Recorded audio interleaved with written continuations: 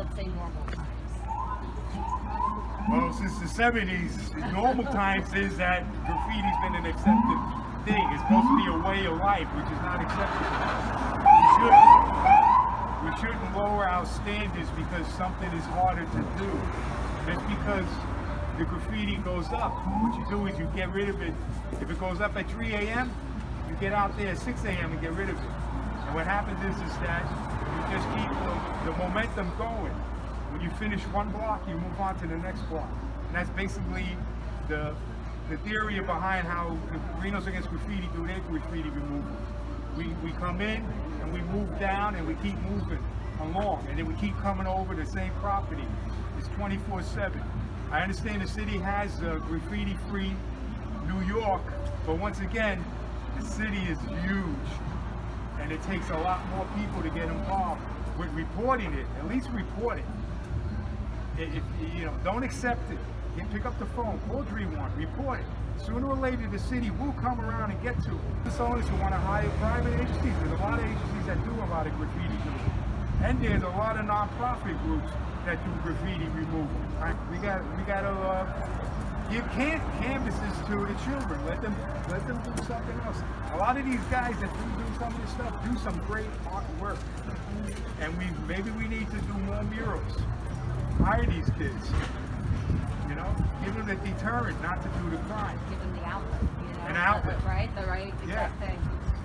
And then in terms of Guerinos Against Graffiti, have you guys personally been removing more of it throughout the pandemic, or is this something that you're observing and then kind of opening the eyes of the elected officials to? Well, we planned on doing 2 big pushes this year, but due to the epidemic, our outreach, we're going to have to scale back the amount.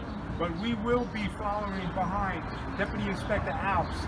And when he does this big, massive cleanup, we're going to be hitting all the street furniture, which consists of lampposts, mailboxes, fireboxes, and things of that nature. Anything else on the street that gets tagged that's smaller, while the police are taking care of the big stuff, we're going to be hitting the little stuff. And then any area that the police can't get to, we're going to follow up with them. We're going to be working very closely hand in hand for this year at least.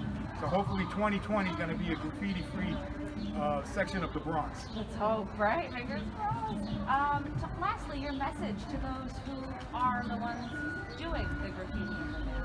You're trying to make a name for yourself. Sooner or later, you're going to get busted because they're gonna tag. All they do is keep track of this stuff, and you're leaving a trademark, and which is left directly to you. And the other thing is, do it in books, do it on paper.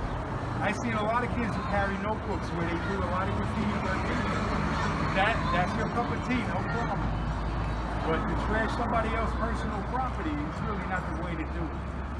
It's not the way to live. Anything else, Sirio, that I didn't mention that you want to make note of for bringing attention? That's really it.